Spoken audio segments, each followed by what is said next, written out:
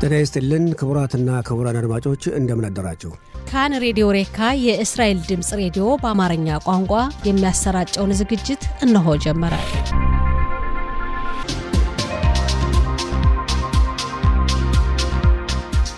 ጤና ይስጥልን ክቡራትና ክቡራን አድማጮቻችን እንደምን አደራችሁ። ለተሰኞ የጧት ፕሮግራማችን እነሆ ጀመረ። ከሁሉ አስቀድመን መልካም ቀን እንዲሆን እንመኛለን። ዛሬ ዕለቱ እንደ ዕብራን ዘመን አቆጣጠር ዮም ሸኒ ካፍቴት በሽባት ታፍሽን ፔቫብ ሲሆን እንደ አውሮፓውያን ዘመን አቆጣጠር ደግሞ ፌብሩዋሪ 16 ቀን 2016 ዓ.ም ነው። እንደ ኢትዮጵያውያን ዘመን አቆጣጠር የካቲት 9 ቀን 2018 ዓ.ም ነው። የቴክኒክ ባለሙያችን ሻሮን ለርነር ሲሆን የስቱዲዮ ተረኛ አስተናጋጆች ወርቅነሽ እሸቴና ሰጠኝ ዘመነን። የተከበራችሁ አድማጮቻችን በቅድሚያ የሰዓቱን ዜና እናቀርብና እዛም የጋዜጦች አምድ ወቅታዊ ዘገባና ቃለ ምልልስ እናቀርባለን። ቆይታችሁ እስከ ፕሮግራማችን መጨረሻ ድረስ ከኛ ጋር እንዲሆን አስቀድመን እንጋብዛለን። አሁን የሰዓቱ ዜና ባዘጋጇ ወርቅነሽ እሸቴ ይቀርባል። አመሰግናለሁ ሰጠኝ። አርዕስተ ዜና። በጋዛ ሰርጥ ወደ ሁለተኛው ዙር የስምምነት ምዕራፍ ለመሸጋገር ያለውን ቅድመ ዝግጅት ተከትሎ ጠቅላይ ሚኒስትር ቢንያሚን ኔታንያሁ መሰራት የሚገባቸውን ስራዎች ማጠናቀቅ እንደሚገባ ተናገሩ። በብኔ ብራክ ከተማ በነዋሪዎችና በፖሊስ መካከል ትናንት የተፈጠረው ሁከት ምሽቱን እንደገና አገርሽቶ እንደነበር ተገለጸ። የአሜሪካ መከላከያ ሰራዊት አዲስ የኒውክሌር ኃይል ማመንጫ ከካሊፎርኒያ ወደ ቢዮታ ወታደራዊ ካምፕ ማዘዋወሩ ተገለጸ። ዮርዳኖስ የእስራኤል መንግስት በይሁዳና ሰማሪያ አካባቢ መሬትን የመንግስት ለማድረግ በይዞታ መመዝገብ እንዲጀመር መንግስት ትናንት ያጸደቀውን ውሳኔ አወገዘች። የሚሉት ዋና ዋና ዜናዎች ናቸው። ዝርዝሩን እነሆ። በጋዛ ሰርጥ ወደ ሁለተኛው ዙር የስምምነት ምዕራፍ ለመሸጋገር ያለውን ቅድመ ዝግጅት ተከትሎ ጠቅላይ ሚኒስትር ቢንያሚን ኔታንያሁ መሰራት የሚገባቸውን ስራዎች ማጠናቀቅ እንደሚገባ ተናገሩ። ኔታንያሁ በፕሬዝዳንታዊ ጉባኤ ላይ ባሰሙት ንግግር እንዳሉት አሸባሪዎች አሁን ድረስ ዋሻዎች ስላሏቸው የጦር መሳሪያ ቤተ ሙከራ ወይም ላቦራቶሪዎችን እንዳይደብቁ ጥንቃቄ ማድረግ እንደሚገባ አሳስበዋል። በተጨማሪም ይህን ዓላማ በቀላሉ ማሳካት እንደሚቻል ያላቸውን ተስፋ ገልጸዋል። ሐማስ ሙሉ በሙሉ ጋዛ ሰርጥን ለመልቀቅ የገባውን ቃል በአስቸኳይ ተግባራዊ ማድረግ አለበት ሲሉ የአሜሪካው ፕሬዝዳንት ዶናልድ ትራምፕ ትናንት ቀደም ሲል በራሳቸው ማህበራዊ ትስስር ገጽ ላይ በጻፉት መልእክት ገልጸዋል። በብኔ ብራክ ከተማ በነዋሪዎችና በፖሊስ መካከል ትናንት የተፈጠረው ሁከት ምሽቱን እንደገና ታድሶ እንደነበር ተገለጸ። ልጆቻቸው በመከላከያ ሰራዊት ውስጥ የሚያገለግሉ ቤተሰቦችን ለመጠየቅ ትናንት ወደ ከተማዋ በሄዱ ሁለት ሴት ወታደሮች ላይ የከተማው ነዋሪዎች ጥቃት ለማድረስ ያደረጉትን ሙከራ ተከትሎ ከፍተኛ ሁከት መፈጠሩ ይታወቃል። ወደ መከላከያ ሰራዊቱ አንዘምትም የሚሉ የሀረዲ ማህበረሰብ አባላት በፈጠሩት ከፍተኛ ሁከት በፖሊስ ተሽከርካሪዎች ላይ ጉዳት ደርሷል። 5 ፖሊሶችም መቁሰላቸው ታውቋል። በከተማዋ ከፍተኛ ሁከት ተፈጥሮ መዋሉ ተገልጿል። ምሽቱን እንደገና ሁከቱ አገርሽቶ መንገዶች ለተሽከርካሪዎች ተዘግተው እንደነበር ከደረሰን ዘገባ መረዳት ችለናል። መከላከያ ሰራዊቱ ጥቅምት 7 ቀን በ2023 ዓ.ም ወደ ረኢም ሰርጎ የገባን አሸባሪ አህመድ ቢዮክን መደምሰሱን አስታወቀ። አህመድ ቢዮክ እና ሌሎች አሸባሪዎች ባለፉት ቅርብ ቀናት የተኩስ አቁም ስምምነቱን በመጣስ በሰሜን ጋዛ ሰርጥ ወደሚገኘው የመከላከያ ሰራዊቱ ሰፈር ጥቃት ለማድረስ በመቃረባቸው ምክንያት ሰራዊቱ በወሰደው ያጸፋ ምላሽ መደምሰሳቸው ተገልጿል። በተመሳሳይ ባለፈው ሳምንት በራፊያ ምስራቃዊ ክፍል የተኩስ አቁም ስምምነቱን በመጣስ በነበረው የጥቃት ሙከራ መከላከያ ሰራዊቱ በወሰደው ያጸፋ ምላሽ የእስላም ጂሃድ ኖህባ የተባለው አሸባሪ ክፍል ኃላፊ የነበረ አሸባሪ መደምሰሱ ታውቋል። በሊባኖስ ትናንት ምሽት የእስላም ጂሃድ አሸባሪዎች ላይ ጥቃት መድረሱ ታወቀ። ጥቃቱ የደረሰው በሊባኖስ ምስራቃዊ ክፍል ማጅዳል አንጀር በተባለው አካባቢ ሶሪያን በሚያዋስነው ድንበር ሲሆን በጥቃቱ በድንበሩ በሚገኝ ዋና መተላለፊያ ኬላ አካባቢ እንደተፈጸመና በተሽከርካሪ ላይ በደረሰ ጥቃት 4 ሰዎች መገደላቸውን የሊባኖስ መገናኛ ብዙሃን ዘግበዋል። ይህ በዚህ እንዳለ በጋዛ ሰርጥ ሰሜናዊ ክፍል የሚንቀሳቀሰው የመከላከያ ሰራዊቱ አባላት ትናንት ቢጫ መስመር ተብሎ በተከለለውና የእስራኤል መከላከያ ሰራዊት በሚገኝበት አካባቢ የቀረቡ አሸባሪዎች ላይ የአየር ኃይሉ እርምጃ መውሰዱን አስታውቋል። ዮርዳኖስ የእስራኤል መንግስት በይሁዳና ሰማሪያ አካባቢ መሬትን የመንግስት ለማድረግ በይዞታ መመዝገብ እንዲጀመር ትናንት መንግስት ያጸደቀውን ውሳኔ በጥብቅ አወገዘች ተባለ። የዮርዳኖስ የውጭ ጉዳይ ሚኒስትር ባወጣው መልእክት የእስራኤል መንግስት ውሳኔው ህገ ወጥና ዓለም አቀፉን ህግ የሚጥስ ነው ማለቱ ታውቋል። የአሜሪካው ፕሬዝዳንት ዶናልድ ትራምፕ በማር ላጎ ከጠቅላይ ሚኒስትር ናታንያሁ ጋር በነበራቸው ውይይት ከኢራን ጋር ስምምነት ላይ ካልተደረሰ በባላስቲክ ሚሳኤሏ ላይ ጥቃት ለማድረስ ፈቃድ የሚሰጡ መሆናቸውን ሲቢሲ ዘገበ። ሲቢሲ የተባለው መገናኛ ብዙሃን እንደዘገበው ጠቅላይ ሚኒስትር ናታንያሁና ፕሬዝዳንት ትራምፕ ከአንድ ወር ተኩል በፊት በማር ላጎ በነበራቸው ውይይት ከቴህራን ጋር ስምምነት ላይ ካልተደረሰ እስራኤል የኢራንን የባላስቲክ ሚሳኤል እንድታጠቃ ፈቃድ ይሰጣለሁ ማለታቸው ተገልጿል። ከዚህ ጋር ተያይዞ በእስራኤልና በአሜሪካ ባለስልጣናት በኩል ኢራን ከአሜሪካ ጋር ነገ በምታካሄደው ሁለተኛው ዙር ውይይት ስምምነት ላይ የመድረስ እድሉ በጣም አናሳ መሆኑን ከፍተኛ ግምት እንዳላቸው ተገልጿል። በእስራኤል በኩል ኢራን ያብላላችው ሁሉም የኡራኒየም መጠኗ ከክልሉ እንድታስወጣ የባላስቲክ ሚሳኤል ምርቷን በ300 ኪሎ ሜትር ርቀት የተገደበ እንዲሆንና በየአቅጣጫው ያቋቋመቻቸውን የአሸባሪ ቡድኖች እንድትበታትን የሚሉ ጥያቄዎች ቀርቧል። ጠቅላይ ሚኒስትር ናታንያሁ ትናንት ምሽት ባካሄዱት የደህንነት ስብሰባ ላይ ባለፉት ቅርብ ቀናት ከአሜሪካው ፕሬዝዳንት ትራምፕ ጋር በአሜሪካ የነበራቸውን ውይይት ለተሳታፊዎች ያሳወቁ ሲሆን ትራምፕ ከኢራን ጋር ችግሩን በውይይት ለመፍታት እድል መስጠት እንደሚፈልጉ ገልጸዋል። የአሜሪካ መከላከያ ሰራዊት አዲስ የኒውክሌር ኃይል ማመንጫ ከካሊፎርኒያ ካምፕ ወደ ቢዮታ ካምፕ ማዘዋወሩ ተገለጸ። የኒውክሌር ኃይል ማመንጫው ምርመራና ሙከራ ይካሄድበታል ተብሏል። የኃይል ማመንጫው የተዘዋወረው የዶናልድ ትራምፕ ፕሬዝዳንታዊ እዝ በአሜሪካ ምድር ላይ የኒውክሌር ኃይል ማመንጫ ቴክኖሎጂዎችን ለማስፋፋትና ለማደስ መሆኑን የአሜሪካ መከላከያ ሚኒስቴር ባስተላለፈው መልእክት ገልጿል። በመጨረሻም የአየር ንብረት ትንበያ። የአየር ጸባይ ዛሬ ሙቀቱ ይጨምራል። በምስራቁ የሀገራችን ክፍል ጭጋጋማ ሊሆን እንደሚችል፣ ነገ ማክሰኞ የሙቀቱ መጠን እንደሚቀንስ የአየር ንብረት ትንበያ ባለሙያዎች ከላኩልን ዘገባ መረዳት ችለናል። የዛሬው ቀን የሙቀት መጠን በዲግሪ ሴንቲግሬድ በኢየሩሳሌምና አካባቢዋ 24፣ በቴልአቪቭና በሃይፋ 25፣ በብኤርሸባና በኤላት 30 ዲግሪ ሴንቲግሬድ ይደርሳል። ሰጠኝ ዜናው አበቃ። ወርቅነሽ ለዜናው እናመሰግናለን። ናፍቆቴና የኔ ሀሳብ ናሰቀቀን ልቤ ባንተ ይስከን። ናፍቆቴና የኔ ሀሳብ አንተናለኝ የቀረው ይቅርብኝ።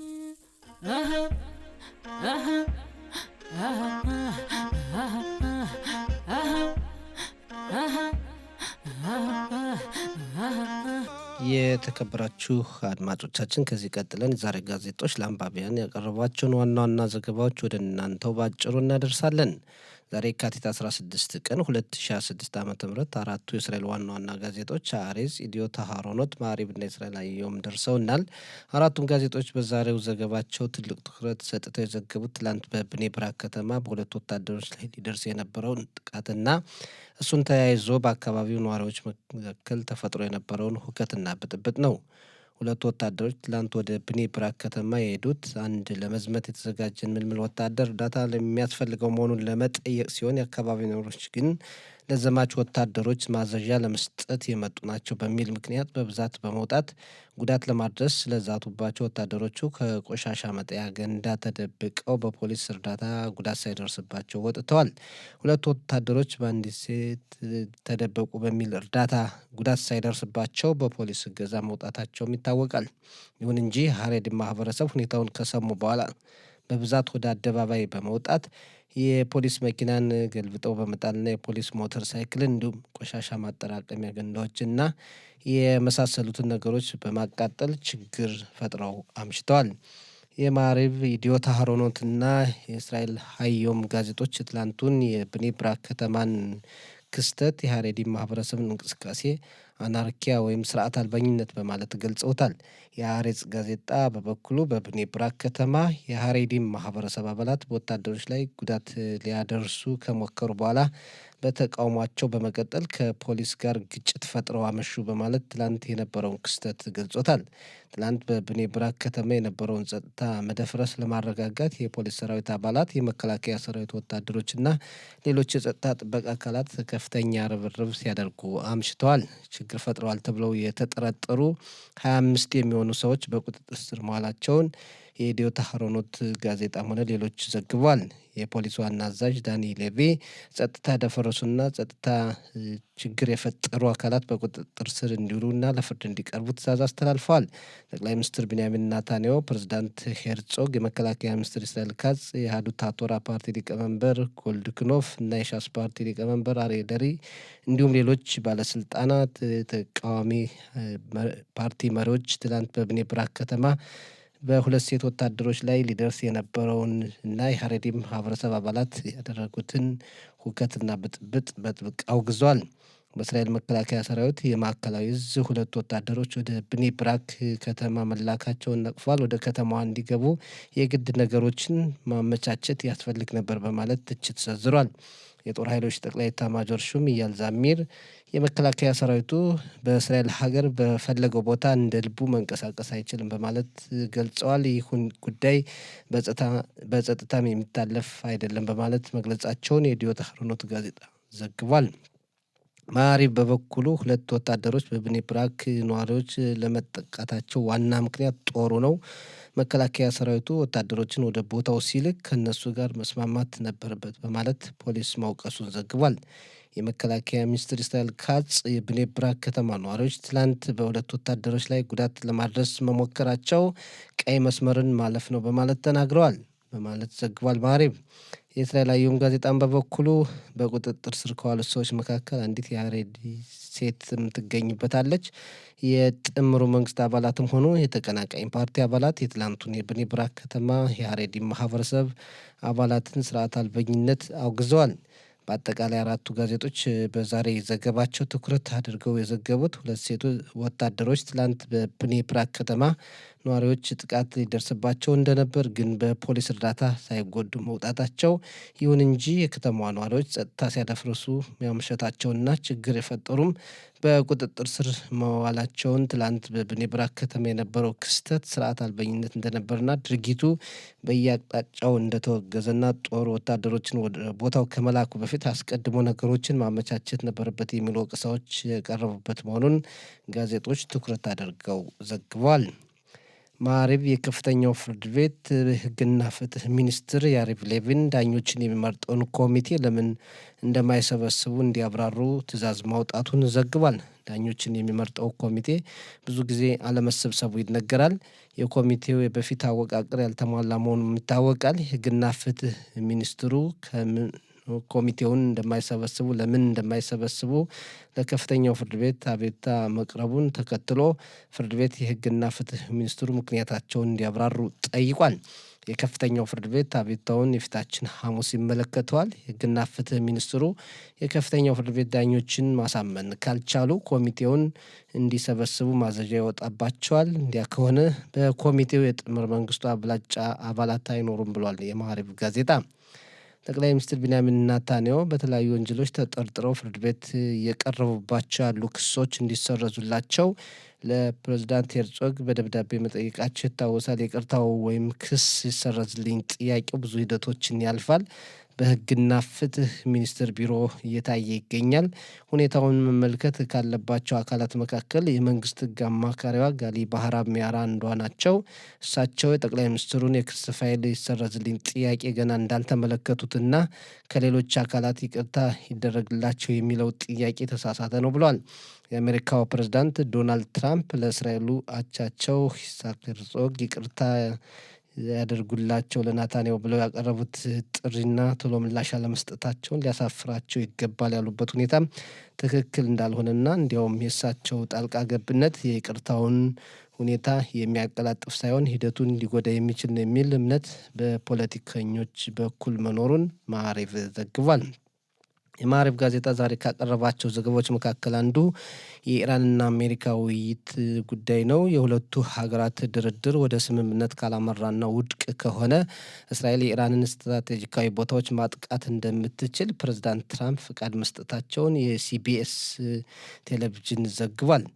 ድርድሩ ውጤታማ ካልሆነ እስራኤል በኢራን የባሊስቲክ ሚሳይሎች ላይ እርምጃ እንድትወስድ ለጠቅላይ ሚኒስትር ናታንያሁ ፍቃድ የሰጡት ባለፈው ታህሳስ ወር ተገናኝተው በተወያዩበት ወቅት መሆኑን የማዕሬቭ ጋዜጣ ዘግቧል። ይህ በእንዲህ እንዳለ አሜሪካና ኢራን ሁለተኛ ዙር ድርድራቸውን ነገ በስዊዘርላንድ ጄኔቫ ከተማ ያካሂዳሉ። ኢራናውያን በድርድሩ ለመቀጠልና አንዳንድ ሁኔታዎችን ለመቀበል ፈቃደኞች ነን ብለዋል። ይሁን እንጂ ይህን የሚያደርጉት አሜሪካ በኢራን ላይ የጣለችውን ማዕቀብ ስተነሳ መሆኑን መግለጻቸውን የማዕሬቭ ጋዜጣ በዛሬ ዘገባው ተመልክቷል። ሌላው በጋዜጦች ከቀረቡ ዘገባዎች መካከል አንዱ በአረቡ ማህበረሰብ መካከል የሚፈጸሙ የግድያ ድርጊቶችና ወንጀሎች በየጊዜው እየጨመሩ መሄዳቸውን ነው። በአረብ ሰፈሮችና ከተሞች የሚኖሩ ዜጎች ችግሩን መንግስት ያስቁምልን፣ ችግሩን ይፍታልን በሚል ሰላማዊ ሰልፎችን በየጊዜው እያካሄዱ ይገኛሉ። በ2026 ዓ.ም ብቻ አሁን አንድ ወር ተኩል ውስጥ 47 ሰዎች ህይወታቸው በእርስ በርስ ግድያ አልፏል፣ ግጭት አልፏል። ችግሩ እንዲቆም የአረብ ማህበረሰብ አባላት መንግስትን በአጽንኦት እየጠየቁ መሆኑን ጋዜጦች በዛሬ ዘገባቸው ተመልክተዋል።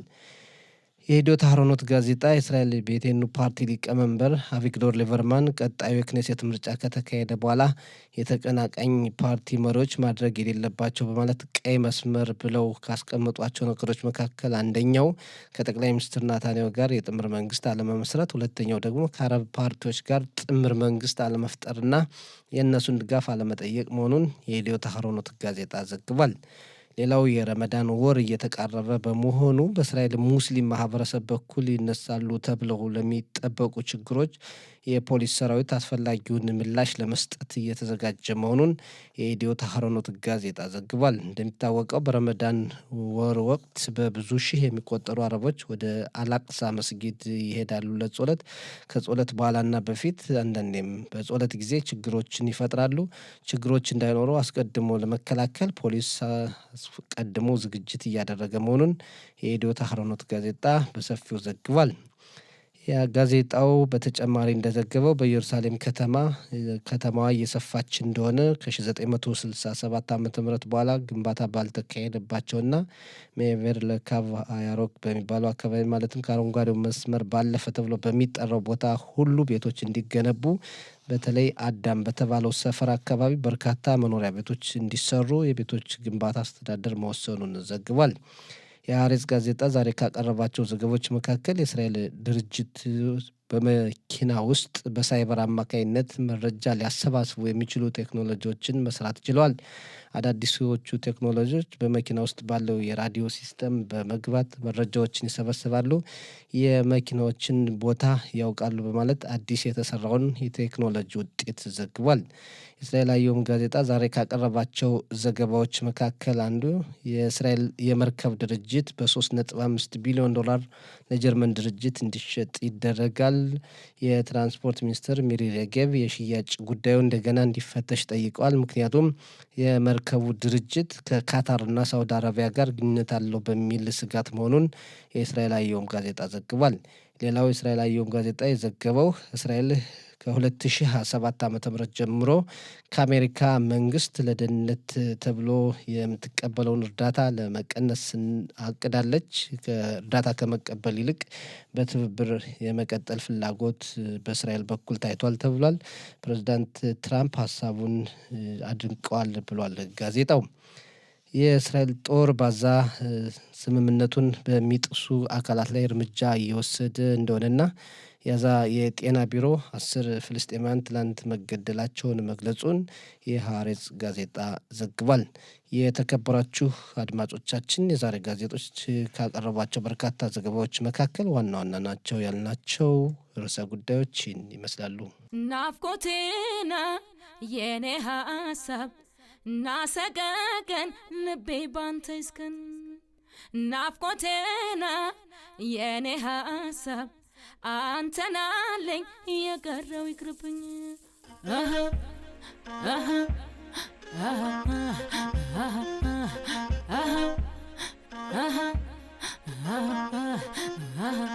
የተከበራችሁ አድማጮቻችን አሁን ወቅታዊ ዘገባ የምናቀርብበት ሰዓት ነው። ወርቅነሽ እንዴት አደርሽ? በድጋሚ እግዚአብሔር ይመስገን። እንዴት ነህ?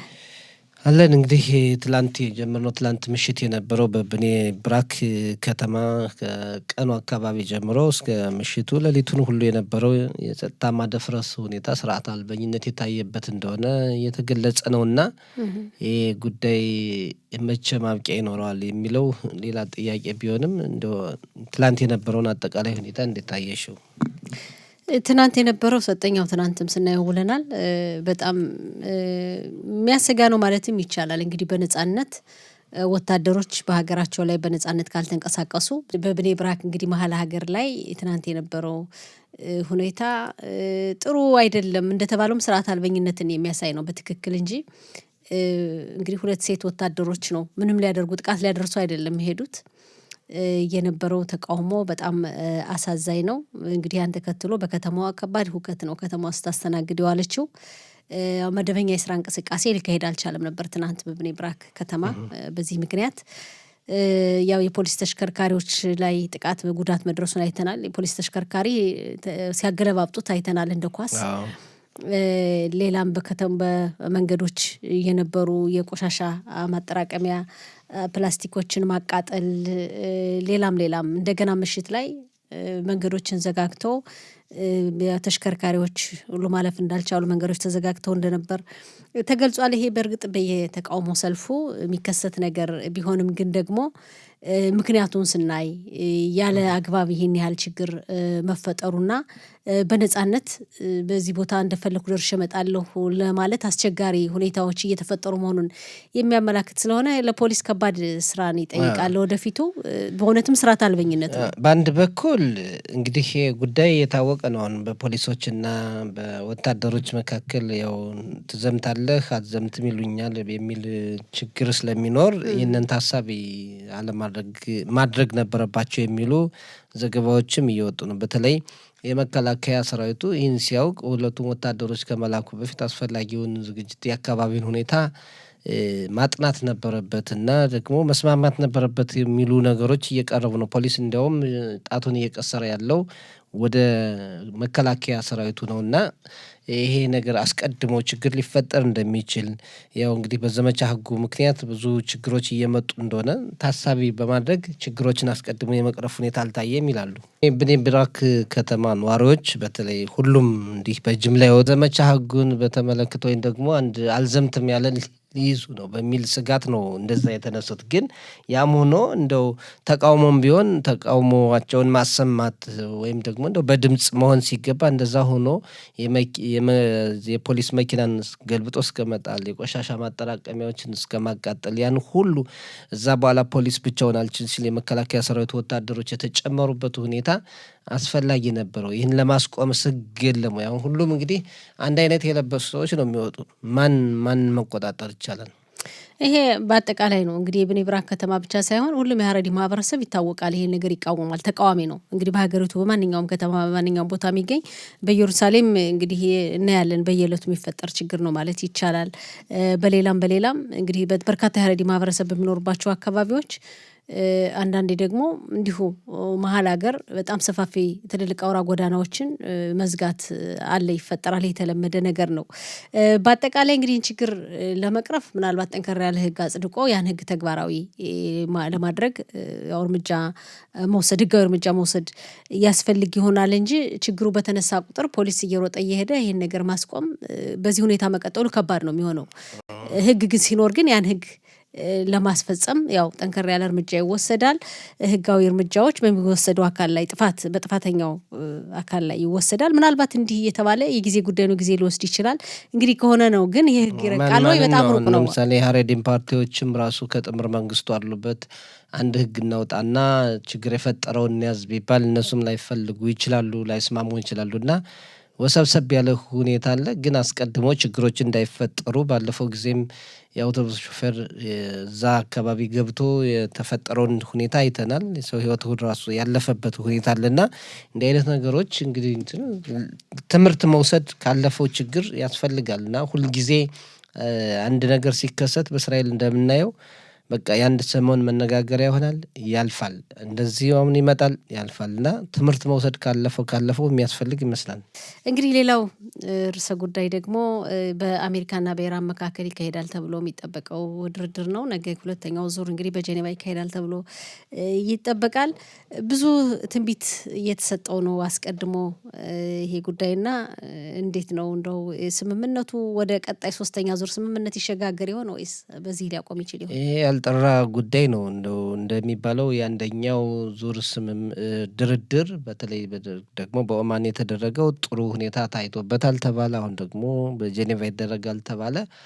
ኦኬ እንግዲህ የት ያደርሳል የሚለው ብዙም እንደው ተስፋ ሰጭ መስሎ አይታይም። ምክንያቱም ኢራን ብዙ ጊዜ እያስቀመጠች ያላቸው ቅድመ ሁኔታዎች አሉ። መጀመሪያ በኒውክሌር ተቋሞቿ ብቻ ነው መወያየት የምትፈልግ፣ በሌሎች ነገሮች መወያየት አትፈልግ ይባላል። አሁን ደግሞ እየወጡ ያሉ ዘገባዎች እስራኤል የኢራንን አንዳንድ ስትራቴጂካዊ ቦታዎች እንደ ባሊስቲክ ሚሳይሎችን ማጥቃት ትችላለች ስምምነቱ ካልተፈረመ የሚሉ ነገሮች አሉና እኔ እንደማስበው ይሄ የጊዜ መውሰጃ ካልሆነ ኢራንም እሺ ብላ እጇን የምትሰጥ አይመስልም። እንዲያውም የልብ ያገኘች ነው የሚመስል። አሁን እየተጓተተ በሄደ ቁጥር ራሷም እስራኤልን ለማጥቃት ሌሎችን አሜሪካ ወዳጅ ሀገራት በመካከለኛው ምስራቅ ለማጥቃት እየተዘጋጀች እድሜ ያገኘች ሄደች ነው የሚመስል እና ድርድሩ ይህን ያክል ውጤታማ ሊሆን አይችልም። አሜሪካም የኔ ግምት ነው አሜሪካም ቢሆን ሙሉ በሙሉ ይህንን የዚህ ማዕቀቡን ለኢራን ታነሳለች የሚል ግምት የለኝም እና ነገ በጄኔቫ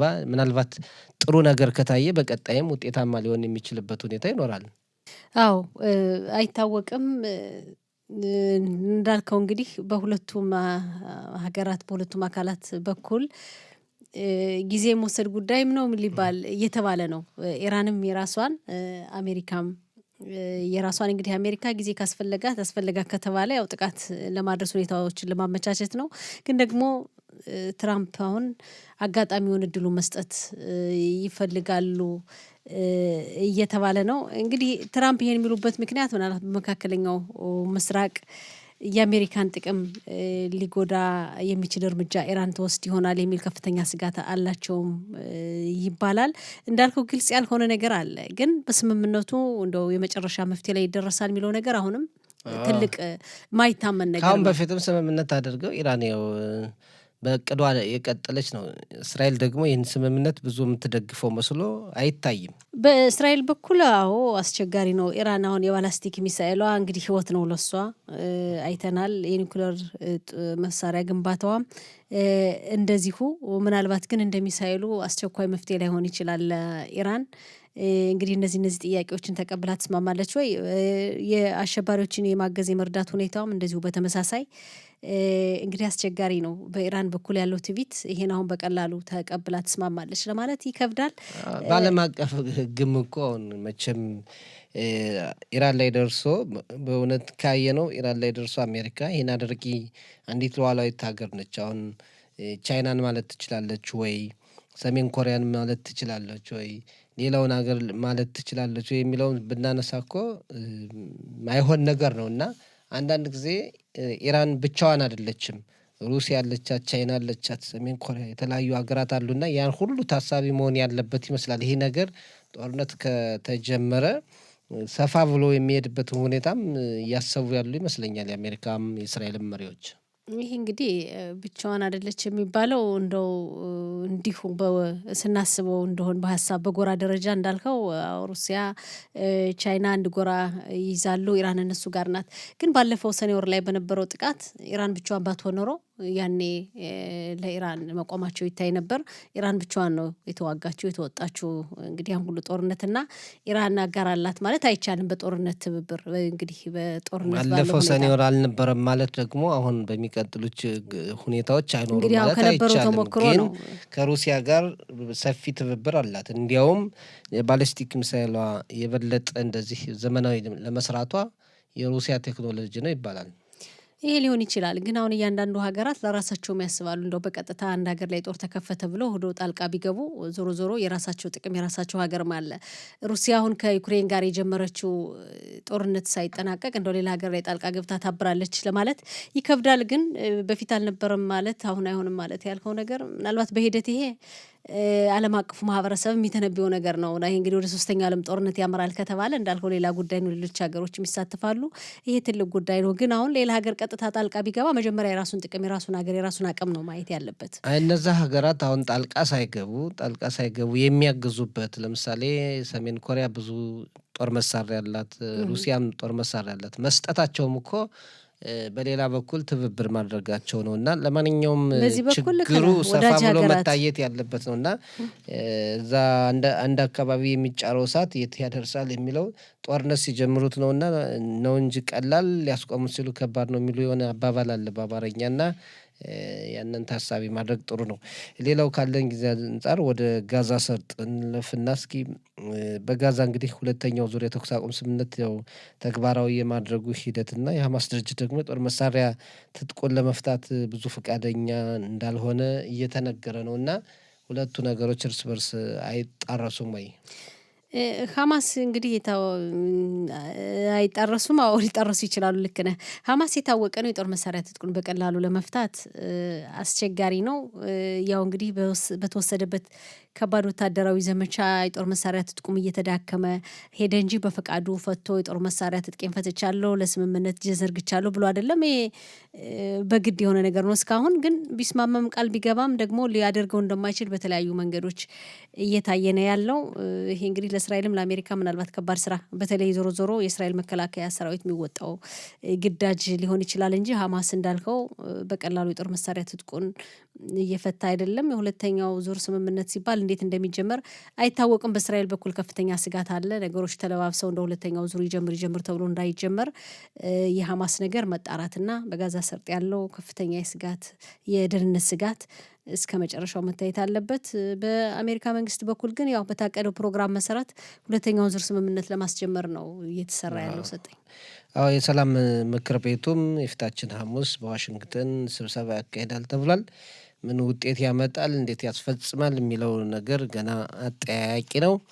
ሐማስ ዞሮ የጦር መሳሪያ ትጥቁን ካልፈታ ችግሩ ቀጣይ ሆኖ የሚቀጥል ነው መስሎ የሚታየን። በእስራኤል በኩልም ያው እንግዲህ የሐማስ ጉዳይ ትልቅ ትኩረት የሚሰጠው ነው እና ያለን የሚሆነው ነው። ወርቅነሽ እናመሰግናለን።